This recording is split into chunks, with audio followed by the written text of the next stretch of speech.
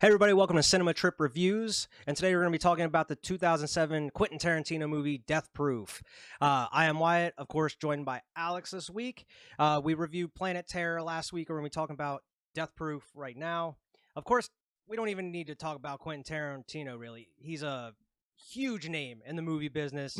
I'm sure everybody has seen one of his movies at some point, whether it's Pulp Fiction, Django, Once Upon a Time in Hollywood, Glorious Bastards, Glorious Bastards, Reservoir Dogs, Hateful Eight. There's so, and all of his movies are great too. I love damn near, if not every single Tarantino movie that's out there. He's our generation's biggest director, right? I mean, he's got to be. He has to be. Unless maybe Nolan, if you want to say Nolan. Man. Maybe Nolan. I would say Nolan on like a scale, because his shit's just like huge budget, like weird out there movies. But I feel like as far as like artistic, bangers, genre movies. Oh yeah, that many bangers. Yeah, Quentin Tarantino that's him, man. He's the man. Yeah, and I just love how he takes of every movie he does, and it's usually a different genre, whether it's like Kill Bill, where he's taking from a lot of these old martial arts movies from back in the day, or some of the Western movies, or what have you. He always takes some of the best elements and implements them into his movies. I forget the exact quote he has, but he says he kind of steals certain things from all these movies to incorporate them into his. That's how they're so good. Yeah, he's a great borrower. But yeah, I mean, everything in this movie is, you get all the classic Tarantino stuff, from the dialogue to just a lot of the great soundtrack, a lot of the great music that's in the movie as well. But you get a little bit of it all in this movie. Now, I'm going to go on the note and say this is probably my least favorite Tarantino movie out of the bunch. Really? Yeah, I would probably say this is my least favorite. Before we go into the movie, though, you get a couple of previews before this one. With the Grindhouse, this is our double feature. The double feature, you get all these trailers that were made specifically for the movie. The first one, it is the Werewolf Women of the SS. This is my favorite trailer. Rob Zombie. Of course, it has Sherry Moon Zombie in there. A lot of the zombie regulars are in there as well, like Bill Moseley. There's a couple others that are in a lot of his movies as well that are in there. But it was a dope trailer. A lot of crazy shit in it. I would like to see this movie get made. I would. This is a movie I would actually like to see get made. I go watch this. Which where it's like Machete. I know Machete was released like, as a regular movie across theaters. I don't know if Zombie would be able to release Werewolf Women of the SS like nationwide. This is probably something that'd be just popped out there on VOD or whatever. Go see it in a Grindhouse. How cool would that be? I would love to see that. Put that with like one of these movies or something. That'd be awesome. But that's a dope trailer. My least favorite trailer was Don't. Which I like the first half of it, but man, it's too much. Keeps going. It keeps going and going and going. Don't. And then it's called Don't. I don't remember the director who did that one. I don't. And I don't know if it showed you who it was. It tells you at the end of each one. It says, like, because the next one I know who the director was of Thanksgiving. You are right though. It's just like, you want to go to the basement. Don't. You hear a noise at the door. Don't. That's the joke, but like it's the most like overtly overtoned of it. It doesn't even look like that good of a movie. You're right. That's the movie I would see the least. It was Edgar Wright, the dude that directed Shaun of the Dead. What was the other one? The Scott trilogy Pilgrim versus World. Yeah, the Cornetto trilogy. Yeah, the Cornetto trilogy. I didn't know Edgar Wright did that, so that's actually pretty cool that he did that one. And then you get the Thanksgiving one, directed by Eli Roth, who is pretty good friends with Tarantino. Even before seeing Grindhouse, I saw this trailer because back in the day I used to really like Eli Roth's work, and now it's like going back. I don't like Eli's work. I don't really much anymore, but back when I was younger, I actually did like that kind of shit because it was just so weird. And a lot of the sense of humor that he has in there is very like teenager sense of humor. It's not. It doesn't age well. A lot of his. He does movies. Cabin in the Woods, right? Yeah, and that's probably one of my favorite out of them, because then he did Hostel Part 1 and 2, and then he did Green Inferno, which is like the cannibal movie. Before that, does he do The Ruins? I think he does The Ruins. I'm not sure. He might not. I'm not sure, to be honest. Doesn't super matter. But then he did like Eli Roth's History of Horror on AMC, which is just kind of just talking about different horror movies with different guests and shit. He's very bloody. That's his shtick. Very gory, very bloody. I like this trailer. It's very like Grindhouse-y, though, with like the dark, deep voiceover over top of it. I just like my favorite one's the girl, where she goes to give the guy head, and then she looks up and his head's cut off. That's actually Eli Roth. Is it in the car? Yeah, the dude that's in the car that's with her, that's Eli Roth. I didn't know that. But then she runs into the other guy, and she's like kissing him, and she looks up and like his head's cut off. I'm like, oh, this poor girl. Cut off. This poor girl. And then you get the girl that's bouncing on the trampoline. She takes her shirt off. Yeah, and the knife comes up through the trampoline. She does a split on top of it. And the parade, the Thanksgiving parade, they chop like the turkey's head off there. And then like the gross part, like the even more gross part is like the Thanksgiving dinner, like the person is hog-tied and roasted. And this can be the back half of the Grindhouse. I'd watch them both. I actually would probably watch a Thanksgiving movie if he would have made it. But yeah, he actually is in Death Proof for a little bit. He's one of the dudes is at the bar with Jungle Julie and shit. He's the one that's they're making fun of Kurt Russell's character. I actually did it. I mean, I didn't know it was Eli Roth, but when I was watching, I was like, I know that guy, but I just didn't look it up. Yeah. Now, apparently Tarantino got the idea to make Death Proof while enjoying a night of drinking in a hotel with Sean Penn, the famous actor.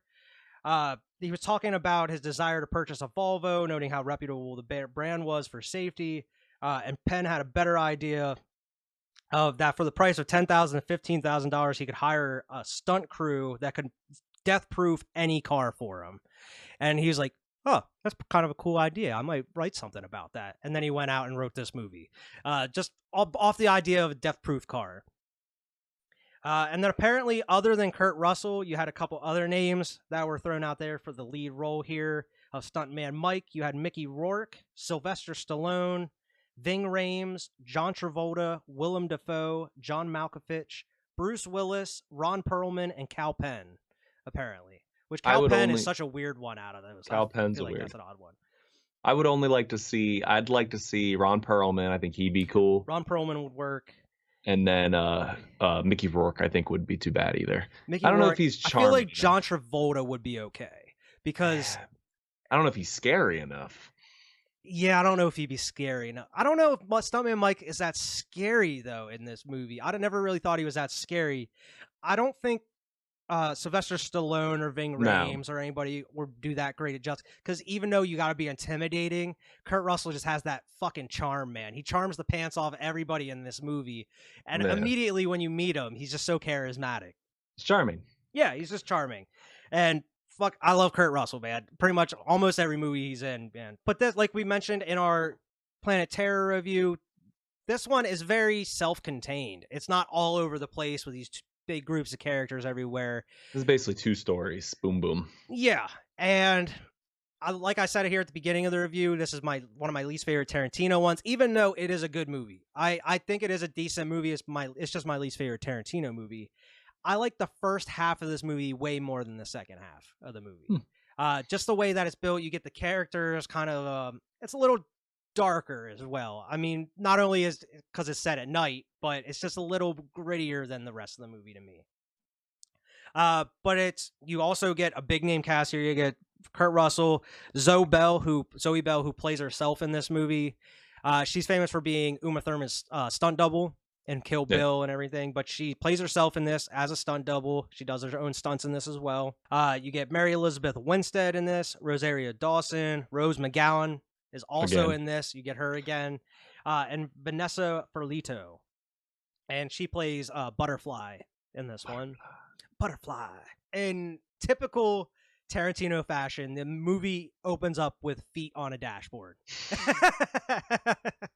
A lot of feet in this movie, actually. A lot of feet in this movie. Now, I don't know if it's the same way with the Planet Terror one, but the single cut versions of these movies, like say if you go and watch Death Proof by itself, it's a different cut than when they're together in the Grindhouse. It is, yeah. They cut some stuff out to put them both together. Because Butterfly has a strip dance scene which in this I movie. remember. I've seen it too. Yeah, it wasn't in the version I watched. It's one of the missing reels in the movie. But there's a couple of things that are cut out because there's a scene with Kurt Russell like playing with her feet in the movie as well, and that's not in the one I watched either. Yeah. Now I wasn't sure if it was the same way with Planet Terror or not. Just out of the research I did, it seemed like a lot of it was just cut out of Death Proof. Death Proof. Which is an easier movie to cut because it is so much more contained. Yeah. I didn't bring this up, but it is weird to see the Weinstein logo. Like when we were watching, I think we watched the same cut, and it's like feature presentation brought to you by the Weinstein Company. And I'm like, and even that under didn't age well. producers, it's like Bob Weinstein and everything. Yeah, I was like, he didn't do anything, right? Just Harvey, right? Or did Bob? Yes, Harvey Weinstein, but it said Harvey Weinstein as well. They should cut Harvey's name out. Yeah, I mean, the same way if you go back to all of those old like Miramax, like Clark, all Kevin Smith shit is like, and Tarantino stuff. I know tons of shit are, but like it just was so noticing because when it's cutting through and showing you the trailers, it like specifically comes up and says brought to you by the Weinstein Company. Yeah, it's something that sticks out in any of these movies now when you watch them. You're like, there's a little stain on the movie. Yeah. But yeah, it opens up with feet on a dashboard as the credits are going, old school songs Quentin Tarantino is known for. You get the classic Tarantino dialogue with the group of ladies in the car here. Now the movie, like I said, is kind of split up into two parts a little bit. You get one group of ladies, and then the second part of the movie you get the other group of ladies. But pretty much they're just talking about, going and get smoke, talking about, talking about boys and boys' troubles or whatever, what have you. Awesome dialogue this entire time, though. Oh, yeah. I mean, it's good dialogue. Yeah, classic Tarantino dialogue. Now, my problem with this movie, where even though it is Tarantino, I feel like for like an hour, 40 minutes, almost 2-hour movie, I feel like it could be cut a little bit shorter. I feel like it could have been maybe an hour and a half. I feel like it went on a little too long. Like by the end of the movie, I was like, all right, come on. And it could be because I'm not a big fan of car chases. I feel like car chases are boring to me unless there's a lot of crazy shit happening. Whereas we'll get to it, but some of the ending part, I was like, all right, wrap it up. I'm ready to move on here. See, it kind of drags out a little bit too long for me. I mean, before we get into it, I'm going to review it at the end and probably repeat myself, but I like this film more than I like Planet Terror. Oh, really? If you watch them together and you're like in it, like, okay, I'm here for a Grindhouse double feature. Planet Terror is probably the better film because it's huge, it's shit's exploding, like it's a Grindhouse film.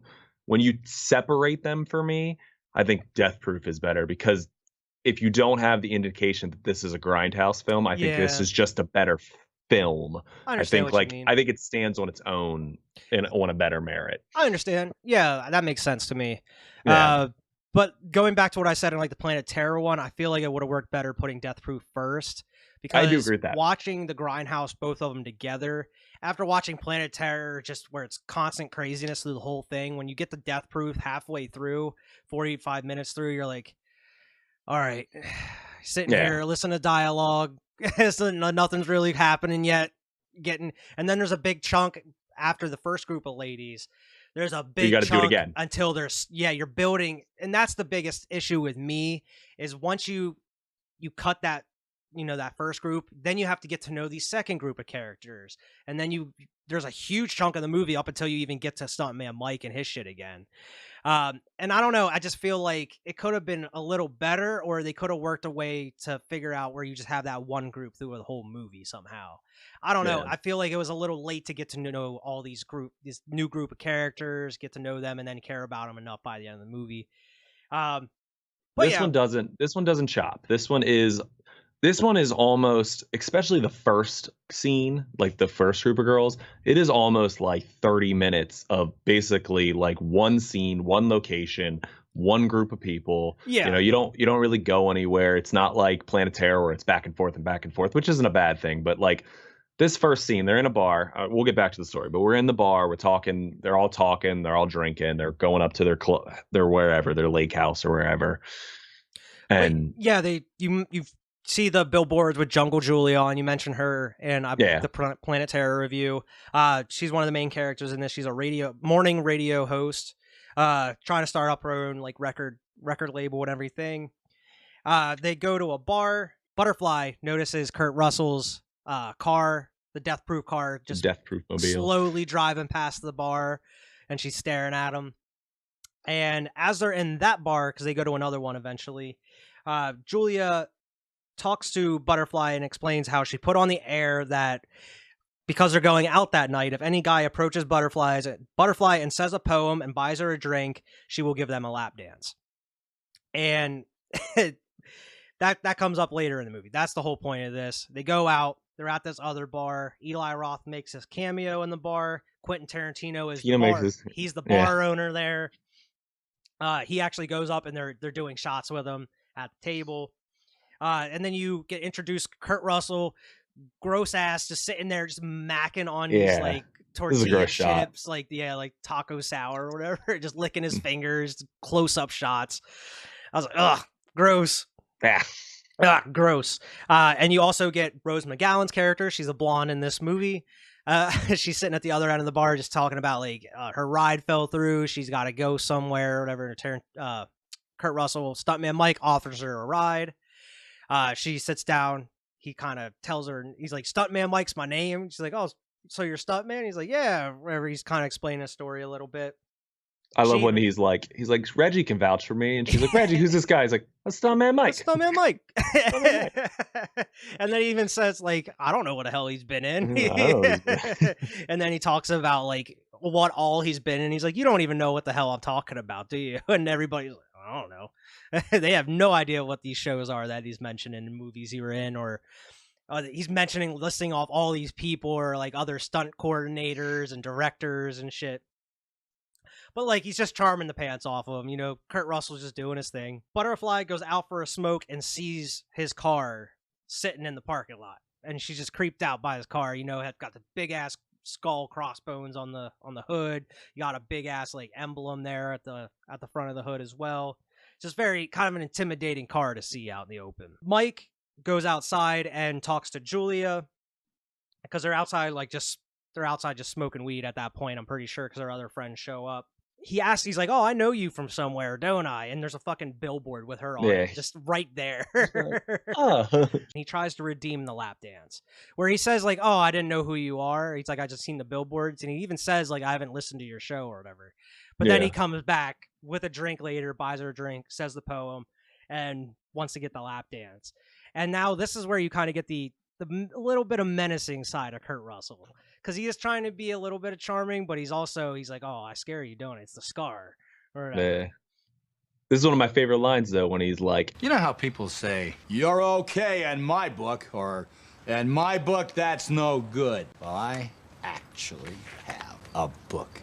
This whole like dialogue exchange is great for me. I feel like he's playing the dude from his character in Big Trouble in Little China. Just the kind of his mannerisms in this, like Jack Burton, where he's like, you know what old Jack Burton always says at a time like this? Who? Jack Burton. Me. You know what I'm going to put under your name in my book? Chicken shit. Chicken shit. Which is weird because even whenever Julia was telling her about this, he's like, you don't want to be known as the biggest chicken shit in the city, do you? And like, it seems like he's listening. And he even mentioned like, have you been stalking us? He's like, no, I just happened by circumstance. You know, it's just chance. Whatever he kind of calls her chicken shit. She gives in. She's like, go in, pick a song on the jukebox, get ready for your lap dance.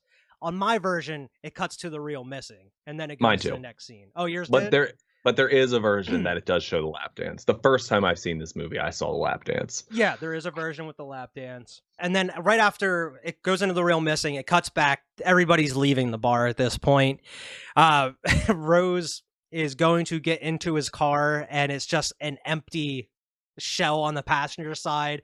And he even has to put just he has to lock this metal seat in there.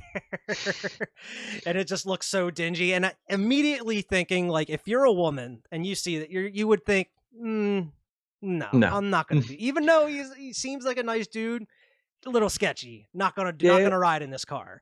This is another great line where he does it, and he's showing her the glass that divides them, and he's like, "Hey, look at the bright side. I'm not gonna reach for your knee." Yeah, I'm not gonna like, cop a feel. You don't gotta worry about me copping a feel. Yeah, like you're gonna be good over here. There's a piece of glass dividing for us. Yeah, you think that when you're a woman going into a strange man's car, that's probably the thing you're thinking about. Yeah.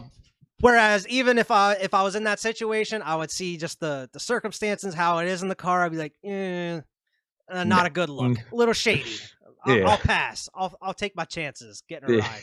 I'll walk. This is probably this made me laugh out loud. One of my favorite moments of the movie, as she's getting into the car with the group of women that you know throughout the first part of this movie. They pull out and drive away, and he looks back and sees which way they're going. And as he turns around, he looks straight at the camera and smiles, bro. Yeah. And I lost it. Cracks that smile, like, all right, you know what I'm gonna do. This shit's about to go down. It's about to go down. And then he hops right into the car. And I love this first half of the movie. And I felt like if he could have dragged it out, man, the rest of the movie would have been fucking great to me. This scene is great, though. Like, when he pulls up and he's just like, which way you headed? And she's like left, and he's like... Since you're going the other way, I'm afraid you're going to have to start getting scared immediately. Peels out of this bitch. Peels out. There's no seatbelt or anything. She's just on this tiny little metal seat bouncing around in this fucking car. And then he's like... Remember when I said this car was death-proof? This car is 100% death-proof. Only to get the benefit, you really need to be sitting in my seat. Damn. Yeah, slams on the fucking... Well, he slams her around in the car a little bit. Yeah. Bloodying her up a little. Like, that would hurt like a bitch, dude. Yeah, she's already all fucked up. And then, man, he just fucking slams on that brake, and her head just cracks that dashboard, dude. And her fucking face is all bloody and caved in. Just spewing out blood at this point. Spewing blood, man. Oh, that scene and tension is so fucking great. He's like, all right, I took care of her. I gotta fucking book it and catch up with these other girls. Blows right past him, spins around, and flips his lights off, and fucking drives straight at him. And this is another fucking gnarly scene of the movie. Scene. And normally in a movie you would see just a fucking crash, and then you kind of see the outcome of the crash. You get 4 different shots. It rewinds every single time just so you can specifically see what happens to each person in this car. Yeah. Fucking crazy. The one girl goes flying out of the windshield across the road. Her leg pops off. Yeah, her she was sitting there with her leg out. You see her feet, of course, Tarantino. Her fucking leg smashes against the car, flies off. The worst one, man, to me, was when his tire goes through the car and rips Butterfly's face off, man. Yeah. Oh, it's so gnarly. And the effect is so well done, too. I don't know how the hell they did it. It's gross. Oh, it's super gross. It's super gross. But yeah, his fucking car is rolling all over the place and shit.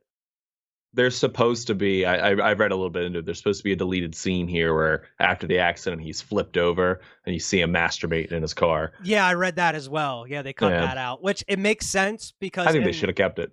Yeah, because in this next scene, you see Marley Shelton in the hospital. You see her with her red, blue, and yellow little pens in her pocket. Her little friends in her pocket.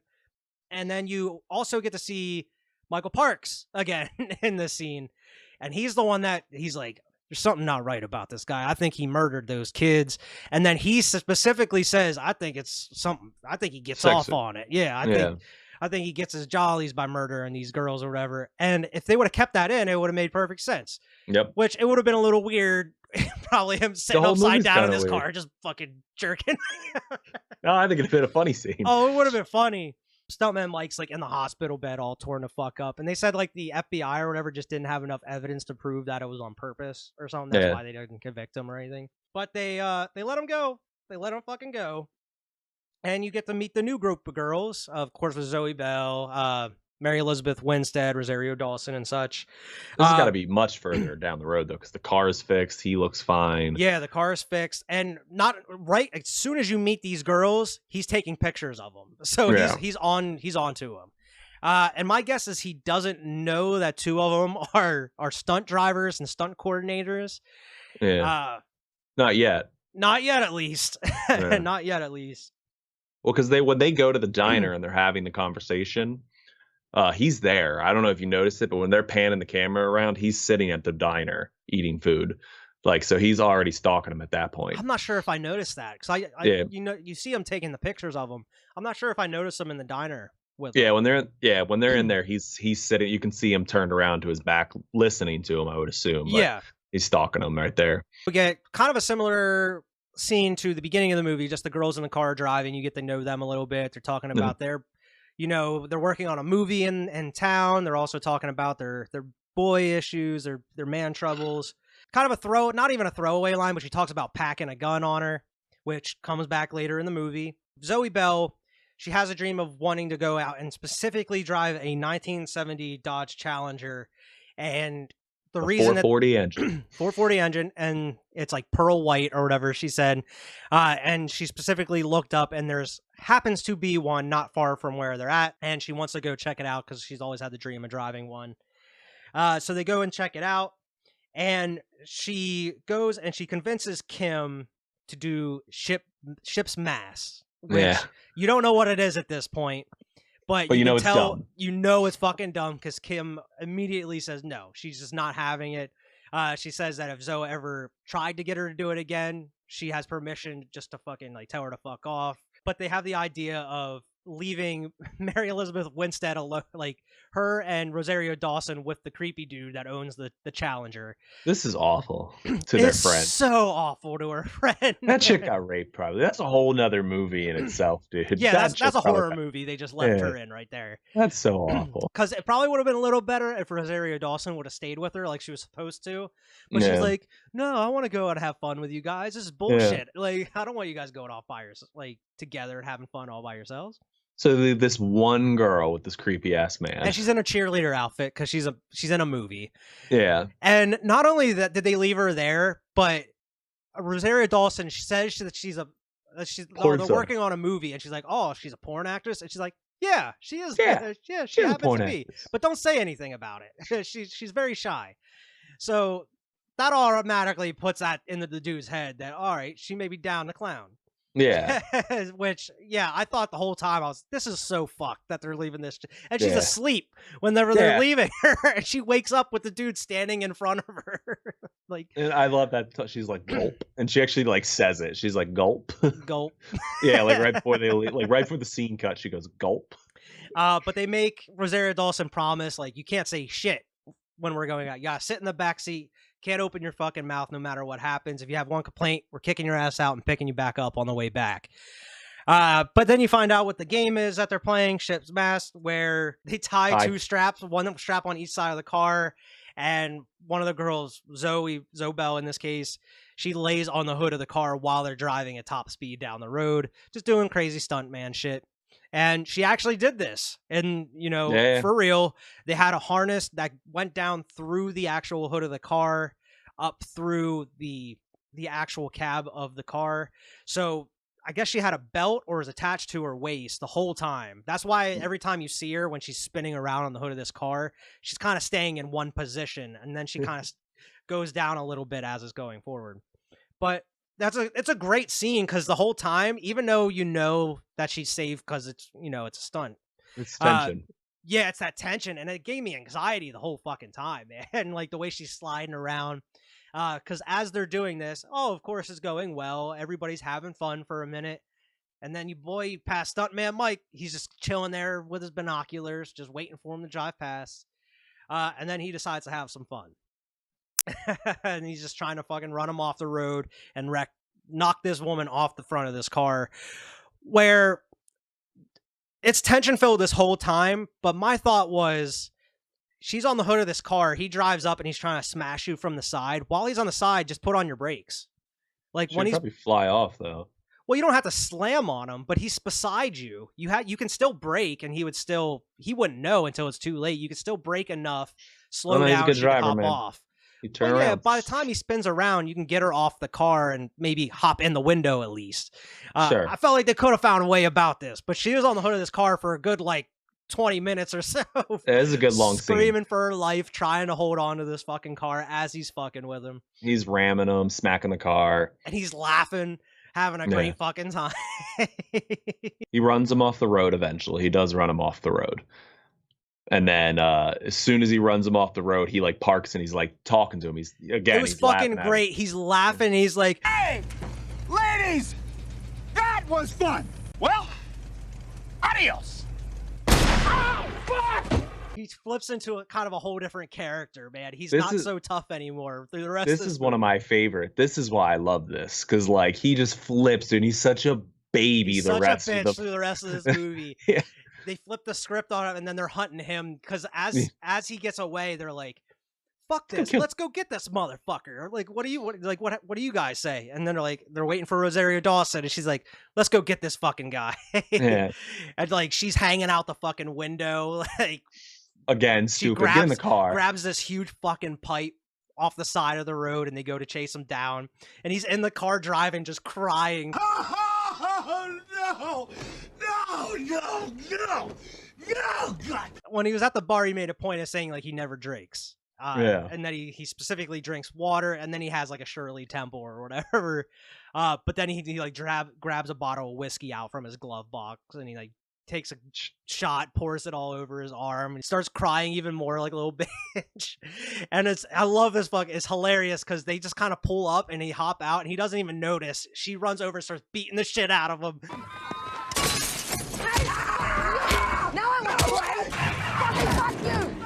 And then you get a little too long for me. It's very drawn out. You get the car chase where they're just another one, yeah. Yeah. Whereas before you get the tension of her being on the hood of this car, you don't know what the fuck's gonna happen. Whereas this scene, they're just chasing him around, bashing his car and shit. And it goes on for so fucking long, man. And like I mentioned, I'm not a big fan of car chases because there's really not much you can do with them other than maybe do some crazy stunts, which isn't really stunts. Yeah, in this, they're just kind of like bumping each other. He runs them off the road and they go up onto this high road. He thinks he lost him for a minute. He's like, Jesus fucking Christ, it's about time. And he starts to finally calm down, gets his shit together a little bit, and then they immediately they come down off that off-ramp, man. And just fucking T-bone him and slam his ass. His fucking arm is broken and everything. And as they get out and they're pulling him out of the car, he's like, "Watch my arm." Be careful, my right arm's broken. He's like asking for that. He's like, "I'm sorry, please." Yeah, he's like, "I was just joking around. I'm sorry." And they're even like, "Oh yeah, you're fucking sorry, I'm sure." And they're just fucking. I like this part because they're just fucking taking turns, just punching the shit, and the camera just keeps cutting back and forth as they're just punching the shit out of them. And it's like one last uppercut, and then it's like it's the end. And then you get a little bit of credits, and then it cuts back to them, and Rosario Dawson just has these boots on, and she fucking just stomps on his fucking head, and then it goes into the actual credits, man. Which I thought you were gonna get like some blood, or you're gonna get a close up because it's some Grindhouse shit. Nope, it just cuts to the credits. But they absolutely wreck his ass at the end of that movie, man. But yeah, I like the idea of it. I just think the execution could have been done a little better. But who am I to fucking question Quentin Tarantino? the dude that made Pulp Fiction and all these fucking great movies. It's a review show. It is. I would say my thing is why I like it is, one, I just feel like it's a much more contained story. And two, I watched this with my girl 2 times now, and both times she liked Death Proof because I think she just likes like the revenge of it, you know, like the girls getting their their time, you know, and she loves when they whoop his ass, dude. She's like, I'm like, yeah, get him. Yeah, she loves. I think it's great. I just think it would have been, I think it would have meant a little more if it would have been the same group of girls somehow. Yeah. Whether they get away from him and then whether he's continuously chasing him throughout the whole movie, or like if maybe a couple of them survive after the initial confrontation and then he actually comes back for him or something. I feel like the impact would have been a little better if it would have been the same people he's chasing throughout the whole movie, where they finally catch up and they beat his ass and they get him. Yeah. I think they tried to set it up like the first kill, like in horror movies, but it's like the first half of the movie, you know? That's like the thing. The first kill is the first half. I mean, you have to set that up with these kind of movies. It has to be first kill, but they could have got it done quicker. I'm with you. Yeah, and that you could have had that first kill with Rose McGowan, though. Like, she is the first kill, but you could have had that first kill, and then you would have had the group of girls throughout the rest of the movie or whatever. Whereas you still could have had one or two of them die in that crash, but you could have had maybe one or two of them get away as well. Yeah. And those are the ones that, as he's fucking with them again later on, you could have they could have turned the tables on them. They could have even known each other, maybe. Like, hey, did you hear about what happened to, Jungle Julie, blah, blah, blah. Like, they could have even known each other, Yeah, something like that. I'm with you. My problem was, I feel like it's just it feels too long because you pretty much start a new story right in the middle of the movie. You have to get to know these new characters again, and then you build up to the climax of the movie. So it's like 2 movies put into one. I don't know. That's the only thing that I didn't like about it. It just feels like it's too long. Even though it's like an hour and 40 minutes, it feels a little too drawn out. Sure. No, I totally get it. And when I first saw these movies, I didn't like Death Proof. I was like, nah, I don't like it. Like, it wasn't very good. I'm done. It took me till probably my 3rd or 4th view till I was like, nah, I like this. I like it more than I thought I liked it. See, I was the opposite. When I first watched them, I didn't really like Planet Terror that much. And I liked Death Proof. But as rewatching them here together, I'm like, I really like Planet Terror. And I like Death Proof. Don't get me wrong, I do. I just think it's one of his weaker movies out of the bunch. Sure. Mainly because of you're starting a new story right there in the middle there. I feel like if he would have had that same group, it would have been more a little well paced. Yeah. A little better. No, I'll give you that. The last half is a little long. It drags a little bit. Yeah, and one thing I noticed, I don't know if you noticed, and I don't know if there was a reason for it, but it seems like halfway through, like after you get done with that first group, it doesn't do like the Grindhouse shit from there on out. Like, you don't get the grainy shit or like the missing reels or like the scratchiness on the filter. I don't know if it's because you're cutting into the future, kind of like. I don't know. I don't know what the thought process was behind that, but I noticed it. I was like, why did they stop doing it at a certain point in the movie? This was definitely the cleaner of the two. I think it does the effect much less than Planet Terror does. Yeah, I just remember specifically like for that first half, even when they're in the bar not doing much, when you meet them, it's still doing like the scratchy shit, and it looks like an old Grindhouse 70s movie. But once you get to the second group of girls, it's just pretty much like a regular movie. You don't really get the grittiness or like the Grindhouse feel of it like you did in the first half. Yeah. Which I didn't know why he did that. I couldn't really find a reason why, but I don't know. Maybe I'm sure it was for some reason. I'm sure Tarantino had some method behind the madness. Yeah, I'm with you though. I think they should have flopped him. I think it would have been a good flop. What do you think of Death Proof though? I liked it. I didn't like it as much as Planet Terror. If you're a Tarantino fan, I would say buy it, but I would probably say rent. If to anybody else, I would say rent Death Proof for sure. If you're into horror and everything, or just crazy B-movie effects and stuff, definitely buy Planet Terror. But as far as Death Proof, I can only say recommend it. I wouldn't say buy it. All right, I'm a little higher. I actually, I love the dialogue. Kurt Russell carries this movie for me. He carries it, man. Even though he's not a huge part of the movie, really. Yeah, but he's great in it. He steals every scene. He's great. So to me, I say buy it. I actually watch it more than I watch Planet Terror.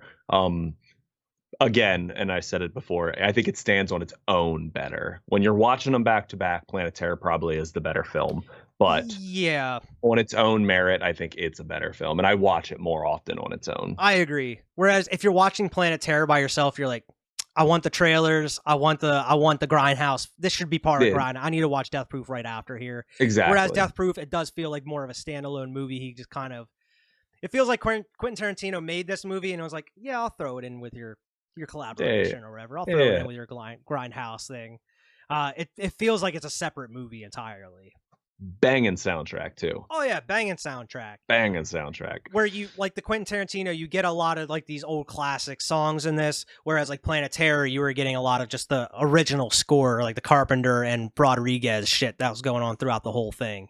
No. So you get a vastly different, feels between both movies, music wise, content wise. Pretty much everything other than just being Grindhouse and having a lot of gore. Now I know it's not the point. Now again, I think I already said, but buy it for me. I know it's not the point of them, but I wish they connected a little bit more. Like I know they hint at each other a little bit, Yeah. but they were filmed at the same time. They have a lot of the same actors. Like I just wish they would have, I don't know, intertwined a little bit more. You know, Connected them in some way. Yeah, I thought that'd be cool. Instead of And just a again, couple cameos. exactly. So I don't know. I thought Grindhouse is great, by the way, as a whole package. I think we own the same. Do you own the Steelbook with the Grindhouse? I don't know the Steelbook now. Oh, I'm sure it's the same Blu-rays though. Yeah, I'm sure it's the same Blu-rays, but it's a great purchase. I don't think it was that expensive. I think I got mine for like $22. Yeah. Like definitely worth your time. Even together, they're only what, like 2.5 hours? Yeah, it's about 2.5, 3 hours. Yeah, together. About 3 with the trailers in and everything. I would say the movies themselves are about 2.5. Yeah, with the but watch it the whole way through. Get some buddies together. This is a movie I think I would love to get Wyatt or get Evan and Vernon and Storm here and watch it together because they're just they're fun. They're fun popcorn films. Yeah, if I would love to go to if some drive-in had like the balls to show both of these, I would totally go to a drive-in and watch these. Dude, we'll put them up on the projector. That'd be cool, man. That would be cool. I can do that. But yeah, you get a full complete package with these movies. I highly recommend them. When I watched them, the full Grindhouse, like I know you said you watched them separately, but I never actually got to watch them together. So I kind of watched them how you should. Like I was up late, like at midnight. I started like 11 o'clock midnight. I started watching. It wasn't over till like 2 in the morning, 1:32 in the morning. That's why you thought it was long, man. You were tired. You're just like, oh, I gotta get out of here. Yeah, by the time Death Proof, I was like, I'm ready to go to bed. But like, it's just the Grindhouse late night cinema type movies, and I just felt like it was the perfect environment to watch them. Definitely. So I highly recommend watching them. Get the full experience with the trailers and everything. It's a great experience. Bye. But invite some friends over. Yeah.